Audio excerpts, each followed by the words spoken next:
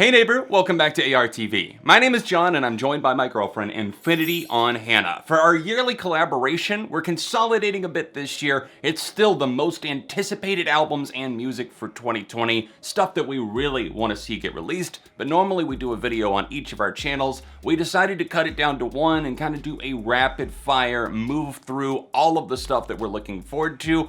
And I think we both came up with a pretty considerably long list this year. Yeah, there's a lot of people that are due to release music this year, so. Time is up, guys. Clock is ticking. You know what this is, so buckle in. I hope that you guys enjoy the video today. Let me know some of your most anticipated albums or bands or artists that you're really hoping put something out in 2020. And keep in mind that I couldn't put everything on here. Some of the stuff is still up in the air, and some of the albums that we'll talk about are completely unconfirmed, but they're rumored.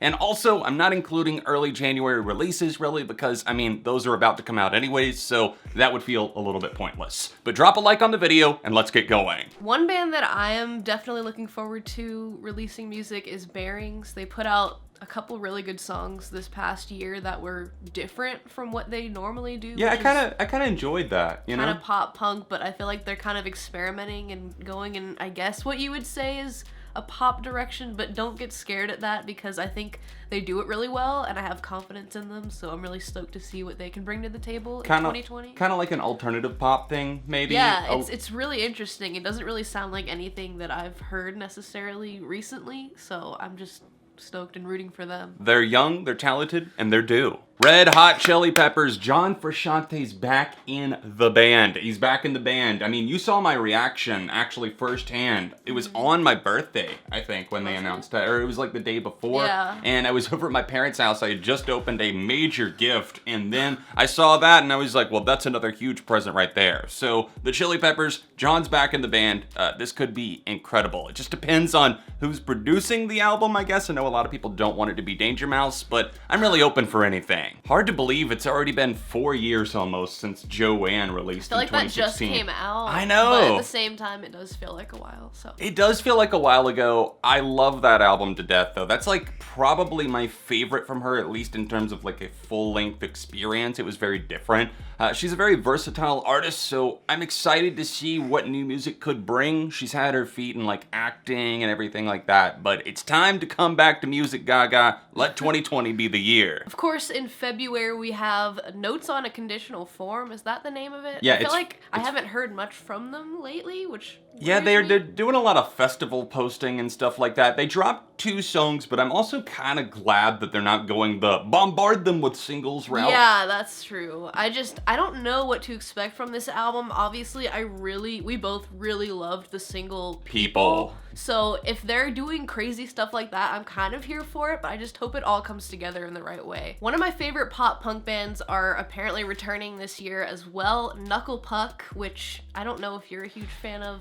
I mean, I really liked Copacetic, but yeah, me too. I think that is definitely their best album. Shapeshifter was a huge letdown for me. I mean, there were a few songs that were okay, but I feel like overall they can just do so much better lyrically and just even musically. I just feel like they didn't really, reach their full potential, so I'm really hoping they come back and just wow me and make me fall in love with them again, because that's what I really need in 2020. I made fun of them for sounding like the dictionary on Copacetic with those big words, but I honestly kind of missed it on album 2. Not that they weren't using anything, it was just so dull. So right. I'm interested to see if they can impress me. No guarantees, but sure, I'll keep an open mind. Running Jewels Fast, RTJ4 is on the way in 2020. I'm so excited to see what Killer Mike and LP have lined up for us. One of my favorite movements in hip-hop in the past decade. They're just so exciting to listen to. We caught their set live at Boston Calling a couple of years back. It was a lot of fun. They continue to put out bangers, RTJ2, 3, even the first album, full of great stuff, and I have no reason to believe that RTJ4 won't be fantastic. The Killers have a new album called Implode the Mirage coming out sometime next year,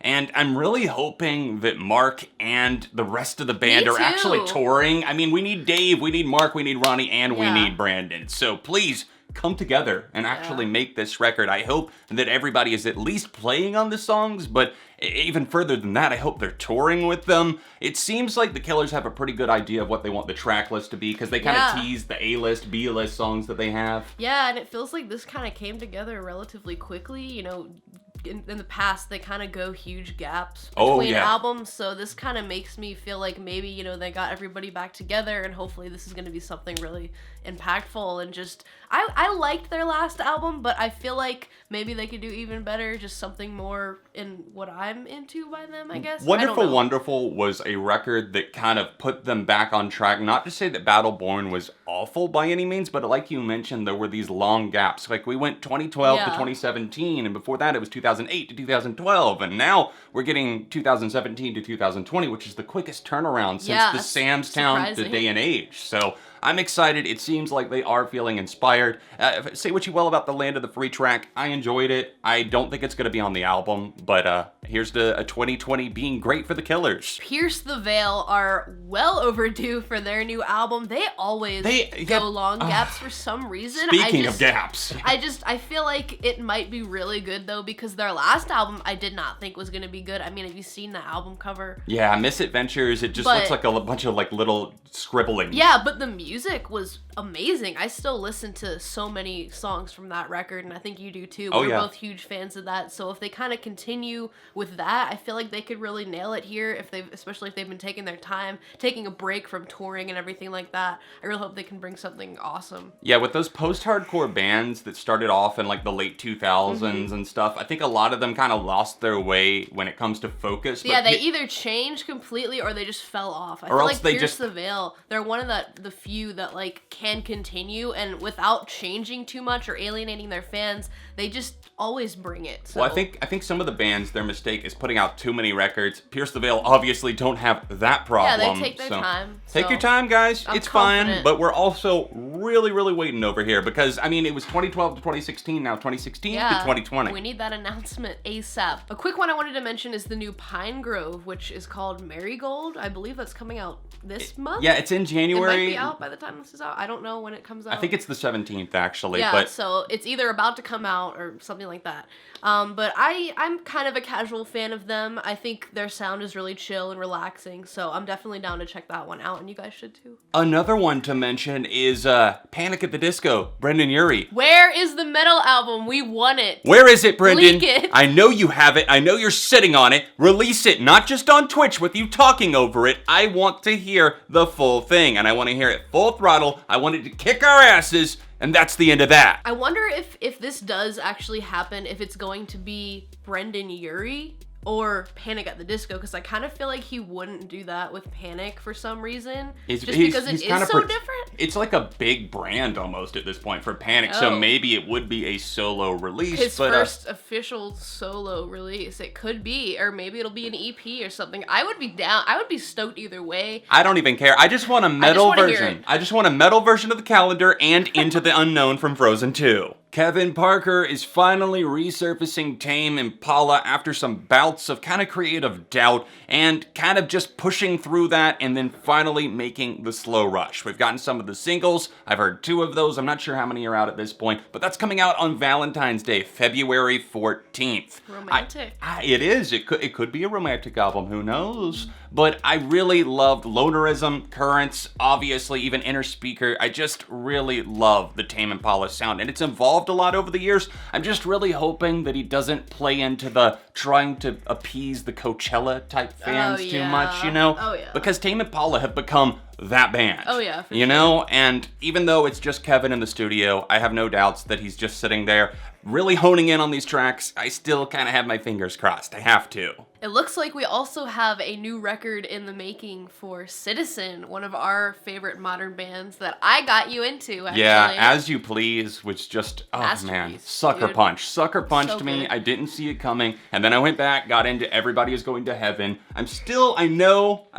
just not huge into youth. Enough. I'm not angsty enough for enough. youth. Or maybe I should have grown up with it or something. I don't know. But yeah, I'm really into Citizen at this point, and I think their next record is pretty much already done. They've posted in the studio. They're teasing a few things, so I'm pretty confident, but it does kind of make you a little nervous because their last record was so good. It's like, how could it be better? Yeah. But at the same time, I feel like they're really like honing their craft right now and just kind of becoming who they really are on this new stuff. So. I think they did that really well with As You Please, and Matt Carrick's, his solo stuff is even really good. Yeah, exactly. So no reason to kind of have any doubt in them at all. Every single year, it's hit or miss, but here's Weezer. They're back again. I mean, look at that album artwork. Van Halen, or is it Van Weezer? I really need a win for this one. I kind of feel like it might be. Yeah, the end of the game was great. I mean, yeah, exactly. If they're doing stuff in that style, I feel like it kind of has to be at least kind of good. Yeah. I don't know. And I'm ready for OK Human, too. They're already prepping the next they have album. so much planned. Yeah. We don't even know. Just let 2020... Just lay it on me. Lay it on me, Daddy Rivers.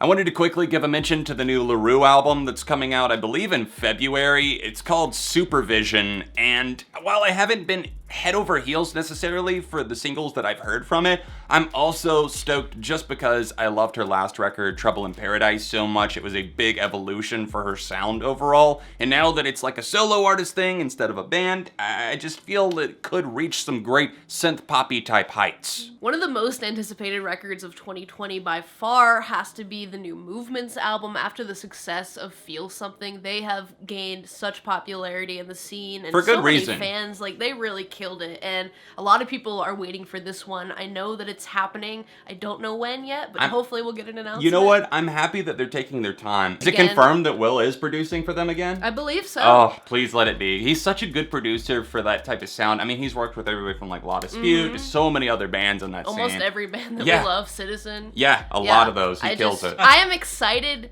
to see Movements kind of grow up a little bit and kind of mature in their music, and I'm just stoked to see what they're about to do. Alright, I'm saying this one out of contractual obligation, but you guys probably know that even though I haven't really enjoyed the singles from the new Green Day album all that much, I am still anticipating it because, I mean, they're my favorite band. You're at least gonna check it out. You're yeah, no, I'm not gonna check it. You know what? I'm not gonna check out that new album. Of course I'm checking out Father of All Motherfuckers. I don't know what to expect. There was the whole thing that just imploded, the whole idea of it there being another album. Apparently that's not a thing, but they also do have other material from some insider sources that I've gotten to from somebody close to the band, so who knows? Who knows? But I think 2020 is gonna be big. I think that there will be more music after Father of All because that is their last record on their contract with Warner Brothers. Very true. And God knows they need out of that. It's been over 3 years now since we got the last Weekend album, so naturally I'm kind of excited after hearing those new singles, which are both pretty great. I mean, you enjoy Blinding Lights, the more 80s leaning one. I think his music is just really easy to throw on and listen to, so. Yeah, it's a crowd pleaser in a way, if that makes sense. If you got friends over or whatever, anybody can listen to it. I like Tartless a lot too. He's kind of back in his zone on that one, not really giving too many fucks.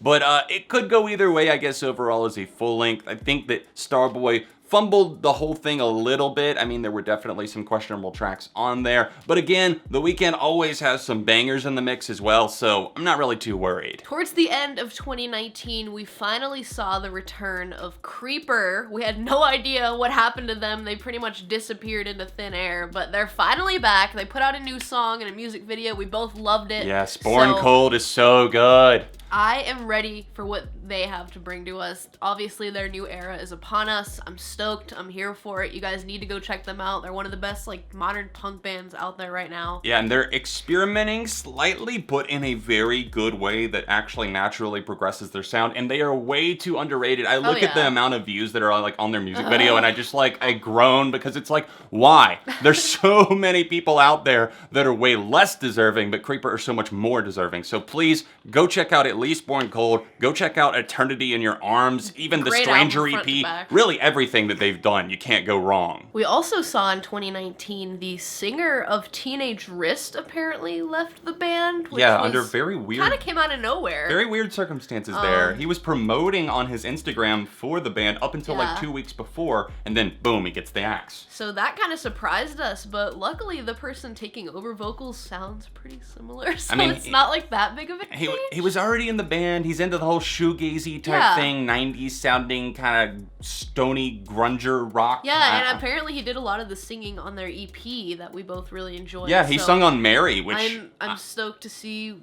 what they're gonna do. Call me a fake fan, but I couldn't even tell that it wasn't the original lead singer on Mary. That's all I'm saying. Yeah. Rumor has it that Broken Bells are up to something, and I am getting very suspicious. The new single dropped in the fall. I actually really enjoyed it. And also, I found this new band in the recommended section while I was listening to the song on YouTube. They're called The Big Moon, and they have an album coming out on January 10th. So shout out to them as well. It's like a UK-based indie rock band. I think it's like 3 women in the band and 1 dude. So if you're looking for some female-fronted indie rock, then yeah, can't go wrong there. And also, James Mercer, Brian Burton, let's go for 2020. Broken Bells, I need more. So last but not least, I don't know whether this is actually confirmed or not, but there's kind of speculation that it's going to happen because they are due the Front Bottoms. Yeah, they put out a new single, didn't they? They put out a new single. It was pretty solid. I didn't love it or anything, but I feel like they always put out singles that I don't always like, but then the whole albums I really connect with. Yeah. So I'm stoked to see what they have next for us, obviously. Are they still on Fueled by Ramen? I think so. Well, you never know. That's always a gamble. All right, everyone. Thank you so much for tuning into our most anticipated albums and the music that we want most for 2020. Make sure to subscribe to Hannah's channel if you haven't already. There's a link in the description. Infinity on Hannah on YouTube. Don't forget to drop a like on the video while you're here. Subscribe if you happen to be new to the channel. And let me know, what are some albums that you're really looking forward to in the coming year? They can either be confirmed or just stuff that you really want to happen. And for the first time in a long time, we can actually say that we don't have to put Tool on the list because Tool finally dropped their new album, so it happened. Anyways, guys, Happy New Year to you, and I will see you for more content in 2020.